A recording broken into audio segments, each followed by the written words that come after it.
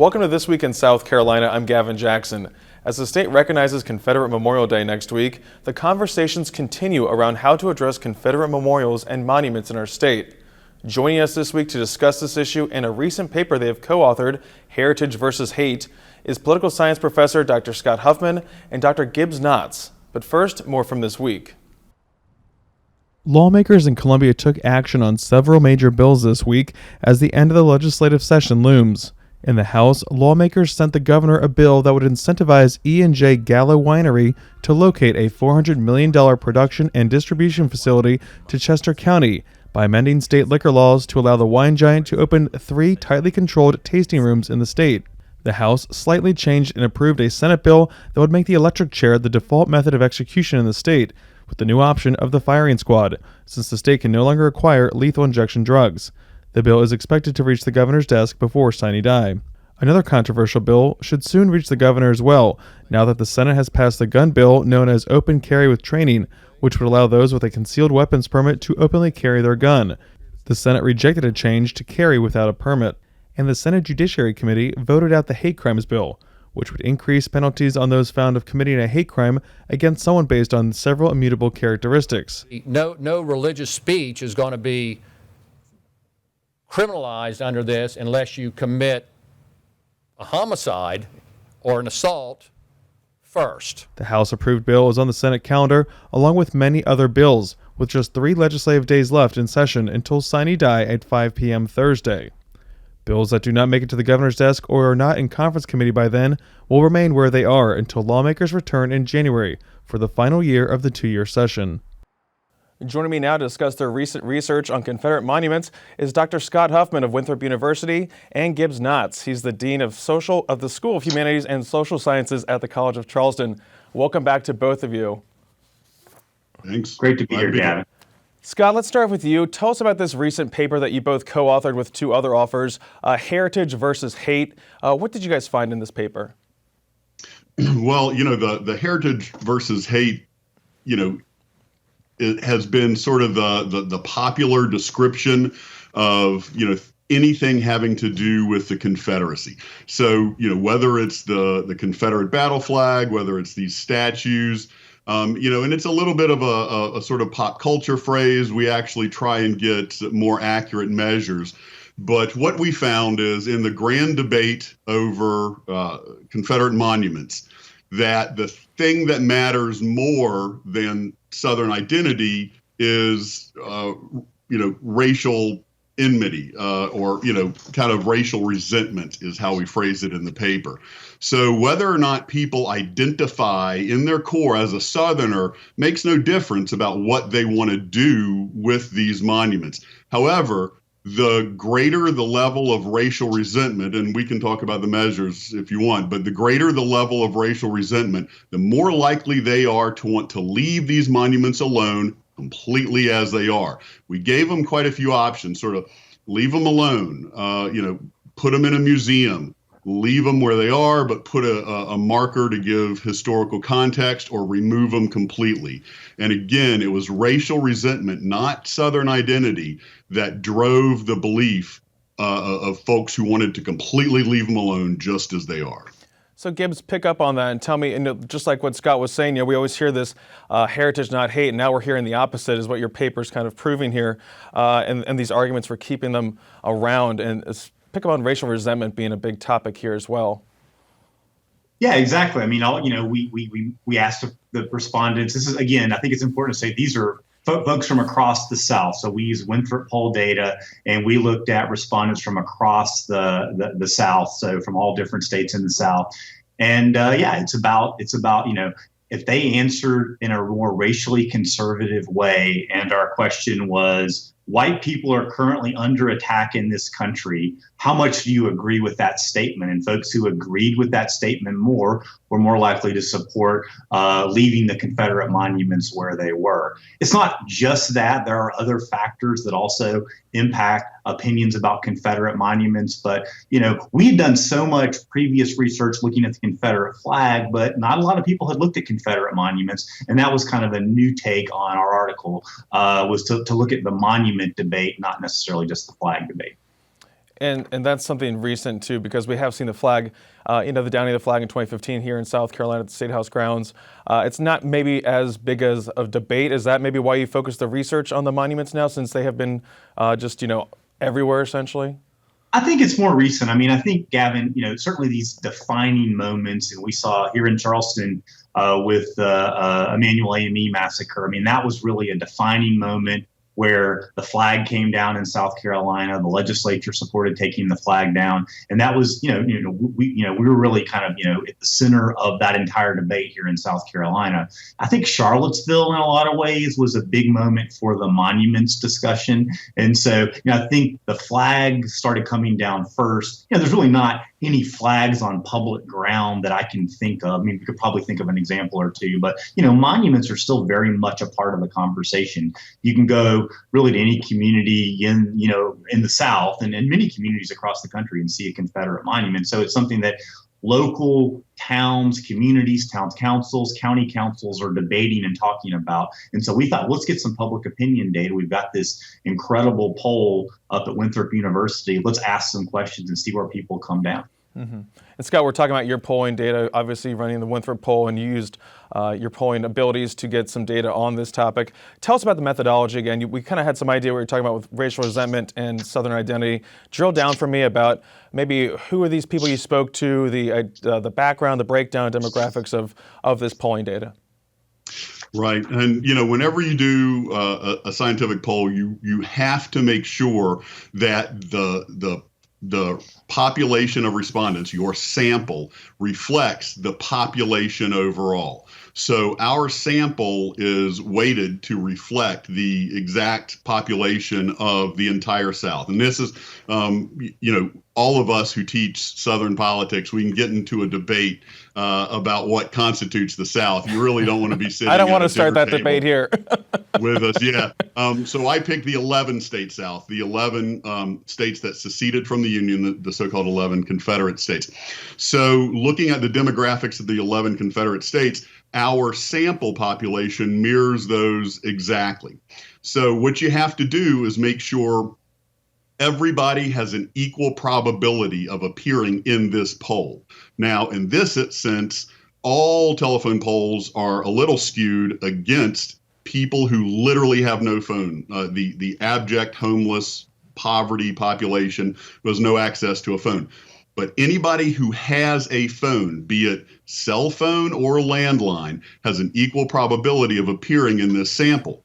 Now, in most states, in South Carolina, for example, we are about 57% cell only and about 75% either cell only or cell mostly.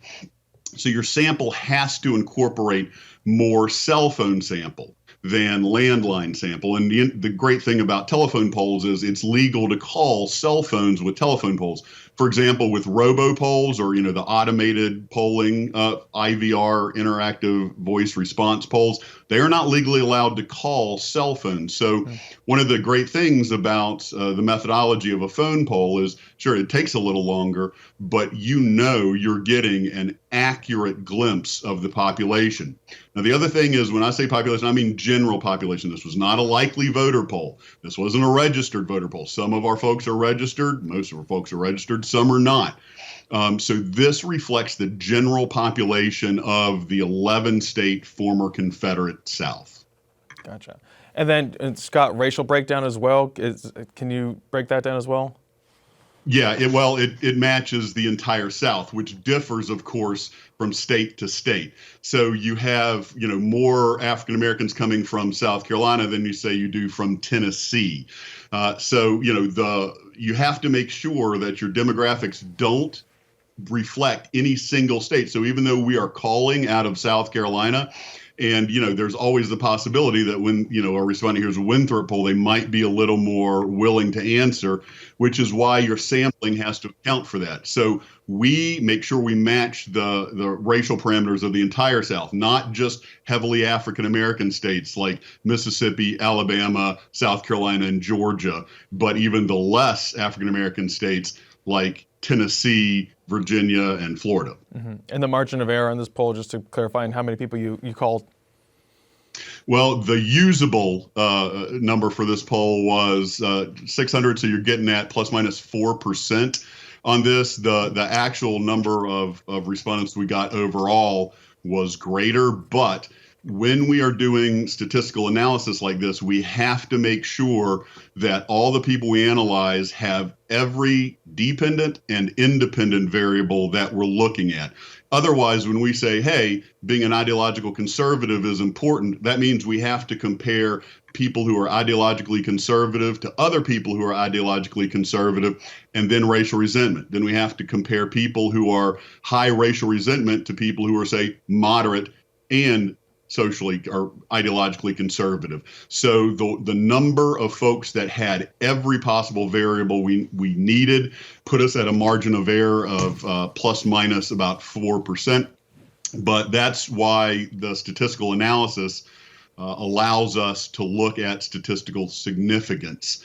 And that's where we dig deeper. Mm-hmm. And then Gibbs, to kind of follow up on more on this data, when we look at the values, the ideologies, and then also race, how did you see those numbers come out? Were there any surprises there for you when we saw that? I could listen to Scott Huffman talk about the science of polling all day long. I mean, he's so good. Kind of the takeaway, to me, the biggest sort of initial top line takeaway is, asking Southerner people living in the South what to do with these monuments. 43% want to leave them completely alone.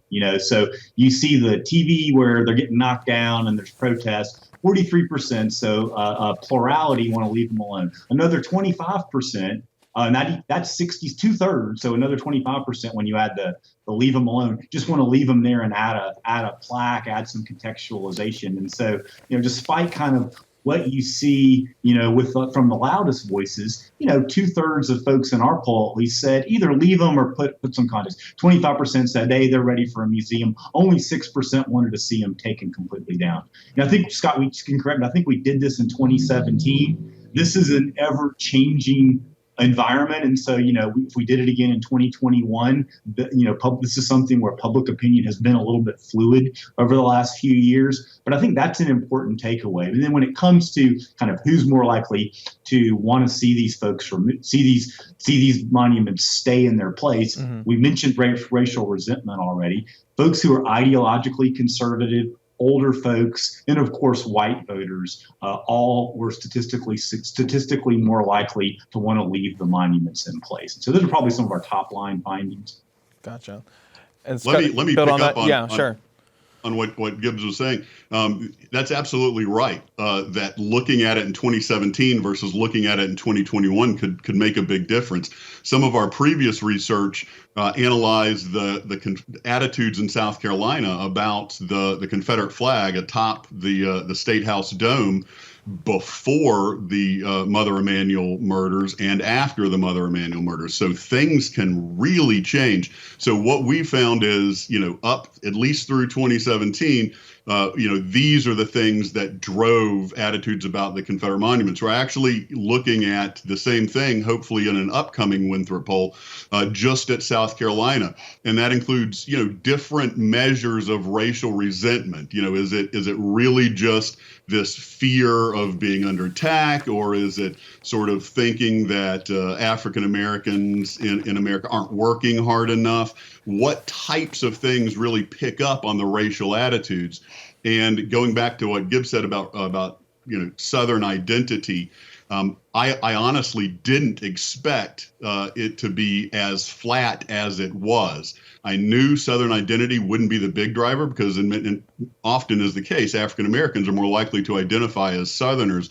But people feeling like they are Southern now in the 21st century is not a driver of these attitudes. And I can guarantee you strong Southern identity in the 1940s would have probably looked a little different. And then also a surprising fact, too, when you're talking about race and the breakdown here is that you mentioned even among African-American respondents, removing Confederate monuments completely is an unpopular option. Just 13% of African-American respondents prefer that option. So a lot of people are really not necessarily big on getting rid of them entirely. So the move would be to essentially put them in museums or get plaques, essentially. Is that the takeaway as well? That's a big takeaway. And one of the things we didn't ask is, adding new monuments. I mean, the University of South Carolina has done that. I mean, that'd be another sort of potential good future poll question. What's the level of support of, having a broader understanding and a more diverse historical landscape? I mean, I think that, I suspect that would gain a lot of support among the general public. And that's certainly a direction a lot of communities are going in now. Scott, you and Gibbs are both great political science professors, especially when it comes to Southern politics. Where do you see this research fitting into this canon of Southern identity, Southern politics, and the research that's already out there? I mean, I know there's a lot because you had about 2 pages of references in your paper, but how do you see this fitting in? Where do you see this going? Is this going to be ammunition for an argument coming up about maybe getting rid of Ben Tillman on the State House grounds or any other potential removal of a statue across our state? Let me back up and say, of the 4 co-authors, 3, not myself, have written literal books and textbooks about Southern politics. So I'm for, even though I teach Southern politics and research on it, I'm fortunate to be in the company of Gibbs, Chris, and Seth on this research. So the sort of greater body of research is ever evolving. Because, again, if you looked at support for the Confederate flag prior to the Mother Emanuel Massacre, prior to the 21st century at all, things look a lot different. Where this fits in, I believe, is the evolution of attitudes towards these things as more and more folks understand historical context, and Gibbs alluded to that. The other thing is, as more and more folks are willing to at least contextualize these things, we are going to see a retrenchment of the most ardent supporters. Remember, when it was agreed that the Confederate flag would come down off the State House dome and onto the State House grounds, the Heritage Act was passed that basically said, fine, we'll take this off and put it on the State House grounds, but we're going to make you get a super majority in the legislature if you want to do anything else, like removing the name of Ben Tillman from our main hall at Winthrop University. Ben Tillman was not a core founder of Winthrop, despite, some folks' beliefs otherwise. That building was not originally named Tillman. It would be historical to move it back. And of course, Ben Tillman is directly associated with more murders than the Son of Sam, the serial killer. So a lot of folks want to change these names, and we see the retrenchment among folks that desperately want to keep the names, the monuments, the flags, and there's always backlash. So when social attitudes move ahead, be it a Supreme Court case, a state case, or in this sense, public attitude, there's very often a legislative backlash or a backlash among the core true believers in public opinion. So, basically, as we move forward, it's not just going to be a simple, hey, attitudes, thinking the monuments aren't that important are going to continue. Attitudes will grow thinking the monuments shouldn't be left as they are, but then there will be a strong minority which will flip. As Gibbs pointed out, it was only a minority of people that said trash them completely, but they are very loud. And so I think in the future, as this fits into the greater, Southern literature, as that fraction of folks who said they must be left as they are get smaller and smaller, they will get louder and louder and fight harder. And we will see this popping up in public discourse more and more. Mm-hmm. And I want to talk about the past before we talk more about the future, too. And Gibbs, you mentioned that there's 1,700 monuments across the South, and they've been called everything from Jim Crow era propaganda art to, important teaching tools. How do you see, what's the backstory here on these monuments and how they came to be?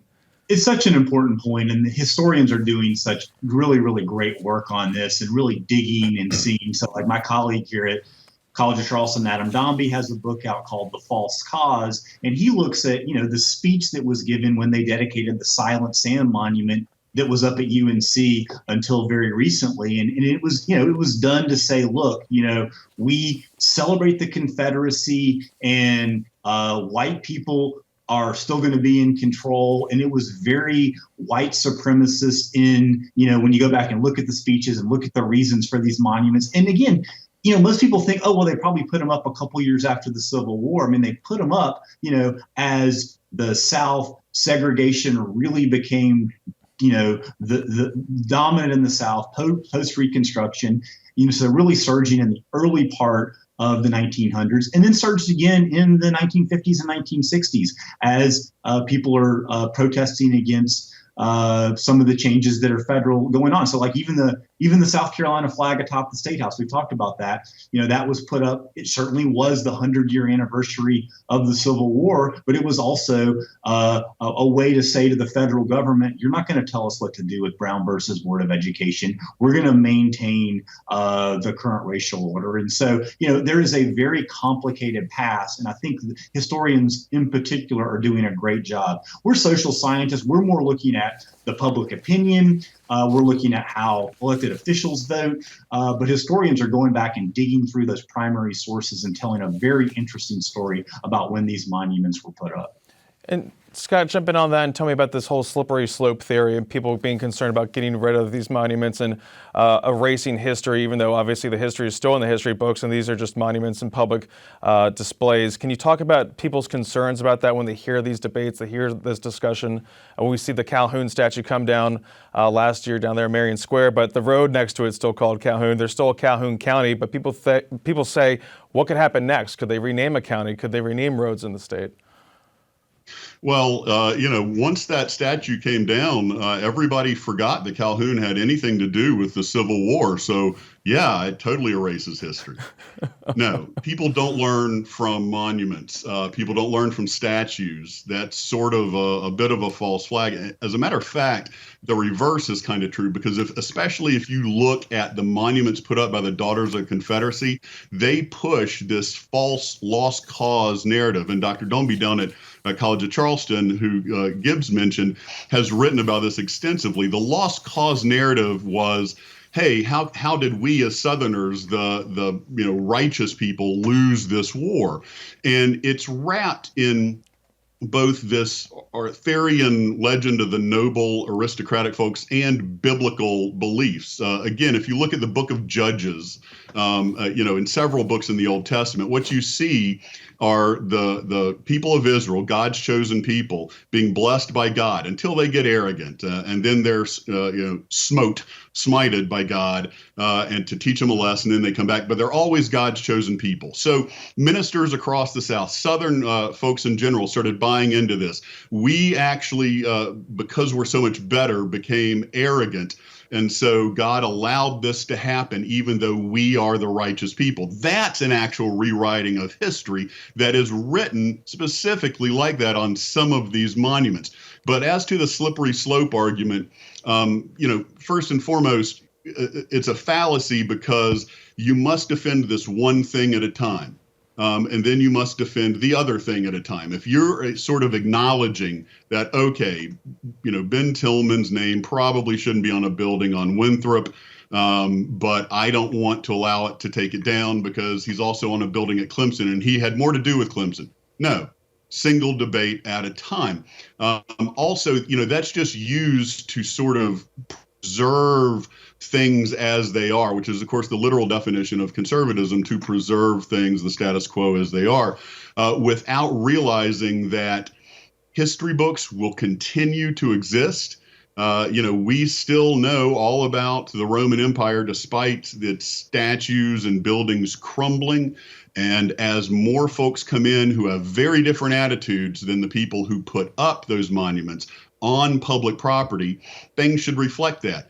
It's now the taxpayers who are paying for that public property. Maybe the monument should reflect their beliefs, and the beliefs of folks from history should be written in the history books.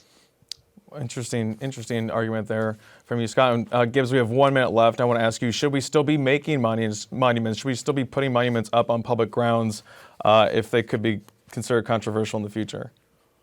I mean, I think our monuments should reflect kind of where we are as a society and what we want to celebrate. I mean, I like monuments. I think there are a number of people, but I just think we need to expand what criteria are looked at when we figure out who to honor and who to celebrate. And we certainly need to be more diverse in that. I mean, it's not been something. We have a very diverse state. 30% folks living in South Carolina are African American, for example, and we certainly don't. Their contributions are not reflected when you look across the state when it comes to monuments to the degree that they should be. And so there's certainly some room for improvement there. But I personally think we need to figure out ways to celebrate our outstanding citizens. Gotcha. And Scott, your take really quickly. Should we keep doing these monuments as well? Well, Gibbs is right. Monuments, show us what we celebrate as a people. The monuments of the Confederacy showed what we celebrated. Maybe it's time to relegate those to the history books or museums, because those are not the same attitudes we celebrate today. And if we are going to leave up monuments, then again, Gibbs is absolutely right. Those monuments need to reflect the reality, not just the one group who paid to put them up and who had the power to put them up at the time. Gotcha. Well, that's Dr. Scott Huffman of Winthrop University and Dean Gibbs Knotts of the College of Charleston and their latest paper in Social Science Quarterly, Heritage versus Hate, Assessing Opinions in the Debate Over Confederate Monuments and Memorials. Y'all, thank you so much. Thank you. Thanks, Gavin. To stay up to date with the latest news throughout the week, check out the South Carolina Lead. It's a podcast I host twice a week, and you can find on southcarolinapublicradio.org or wherever you find podcasts. For South Carolina ETV, I'm Gavin Jackson. Be well, South Carolina.